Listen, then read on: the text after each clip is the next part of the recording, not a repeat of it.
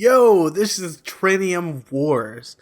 It's a sci-fi themed kind of traditional MMORPG. It goes in a it veers away from traditional a little bit, but I'd say as a whole, this is very similar to the previously covered Asta and a little bit of World of Warcraft, and it's got a little bit of this I'm sure there's been a MMORPG with shooting, but I can't think of one off the top of my head. But it does have elements of that, which is, there's a reason why not first person shooters necessarily, but third person shooters don't really have that much success in this, market. It's because it's not super interesting, especially when you're just using like an assault rifle or a pistol or something. And this is kind of that, I guess, but it's got a little bit more to it, as we'll see. So I'm just doing some collecting. So I should say at the very, the audio is desync a little bit here in the early part of this video, but it does desync a little bit, so it's not on the game client part. The sound design and music in general was okay, nothing spectacular. The gun sounds gun-y and all that stuff. So it's just a minor auto desync here early, but downloading the client, like I always, this is a particular point of mine. Being able to download and play it smoothly is a big point of mine, which I think a lot of people don't actually mention that, but it's a big thing for me. And this game does download and play fairly smoothly. I had to adjust a ton of settings early, for some reason the camera rotation was crazy fast. Like, you'd barely move the middle mouse button or whatever it was, the left click, and your camera would swing all the way over to the other side. So that's probably something you'll have to adjust and lower quite a bit to get it to work best. Okay, so anyway, going through the initial tutorial and then transitioning into this part, it was a little bit slow, it was a little bit boring. I don't think there was any voice dialogue, even though I'm almost certain that there's meant to be, but I have no idea why there isn't. Maybe it's because it's in a different language and they just don't activate it with the English client or something like that. But there's the text and then there's the mouth moving, but then there's nothing actually being said. It's so jarring. But anyway, so the overall presentation and production quality is quite good. It's not perfect or anything like that. It's definitely not, quote unquote AAA quality. But it's not indie either. It kind of sits in that middle zone, which isn't a bad thing at all. But I'm generally of the mindset that when it comes to very time consuming games like this, I almost always just want to stick to the games that are amazing high quality unless they can do something special. And I'm not so sure that this game does that. That's if you're just kind of watching a couple minutes to see what the general thought is. I would say that this is probably not worth your time. I don't think it fully realizes that sci-fi theme. I don't think it does the traditional MMORPG part all that well. I don't think its game world is all that great. I don't think it plays all that great. It's just mediocre. And then the rest of it, as we'll see, it's just kind of going through the motions more or less. There is this war thing or something like that, some PvP thing, but it takes a while to get there. And also, I'm not really one to care for that, nor do I think that's a make or break kind of system. And this is only a first look, so I'm not going to spend, 3 or 4 hours just trying to get to, if you just get to this part, then this is worth it.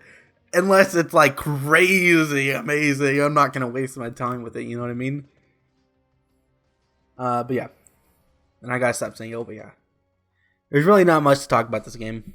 I'm just going through collecting stuff, occasionally gathering stuff. Although I should say that their questing is a little bit more interesting than a lot of traditional MMORPGs. It's not just go here, kill that, go here, collect this, and then come back. It's a little bit more active, but this is so, this little escort kind of mission thing is so, why would you do this? He runs, stops, runs again, stops, runs again. It's if I had to guess, I'd say it's really, really poor programming. where it's like he has to reorientate himself on the coordinate grid every time. So this is kind of cool. This little mount thing. Oh, I call it a mount, but I mean, it's a cycle. It looks neat. It controls very strangely, but it is fast. It is kind of pretty. I think the on-screen effects there on around the edges are a little bit much. Like, I'm not going at hyperspeed, right? I'm going like running speed. You chill out there. So yeah, you have to follow this guy for about 10 hours while he stops, runs, stops, runs, stops, runs. So that's what I'm kind of referring to when I'm talking about, like, this is not a very high production quality. It's just kind of stuff like that. Like, and it seems like having a guy run to a point at a constant speed is not that difficult to do. I mean, I'm not a programmer, but they've been doing that since like the Half-Life days. Probably even before that, but that's the first thing that comes to my mind. Not necessarily in Half-Life, but Half-Life days, I should specify. So at this section, we're about to like raid this base, and this is a quest, I believe. Yeah, like another thing about the game's theme, it's like in this weird, like, Venn diagram of like sci-fi, modern military. It's just like, it's not futuristic. It's like in the next decade or two.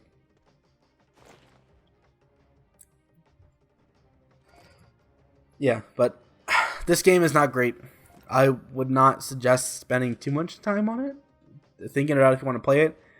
There's not a whole lot special going on here unless you really like PvP. Then I think that PvP thing might be something interesting. But unless the game is geared for PvP and only PvP, like Black Desert or something like that, it's generally not worth all the grinding just to get to that point, if you know what I mean. Like RuneScape 2 is one of the most, and I'm a total fanboy about RuneScape 2, by the way. Which more videos on the site soon about RuneScape 2. But I feel like they hit the perfect combination of PvP and PvM that so few other games do, and I don't think that this is one of those games that achieve the same success. Like right now, I'm just kind of like looking through my inventory. I love inventory management, but a lot of the items I have are completely useless. It's like worthless crafting items and stuff. Like there should be a crafting bag or something. Like, that's something that Guild Wars 2 did well. It's just, when games come out and they don't take the big positives from other games, it really I shouldn't say grinds my gears, but it really frustrates me because the hard work is already done. You just gotta take something it's like people, they don't care, or, I don't know. Or they're trying really hard to go for that nostalgic factor of the traditional MMORPG of like a decade ago, but then they kind of have their own mechanics that they want to see, I guess. But like a crafting bag, simple stuff. I shouldn't have to worry about this meaningless items, especially early on in the game. And see, it does look okay. The whole gear system, not great. Not great. And you have a little bit of looting and what have you, but it's nothing special.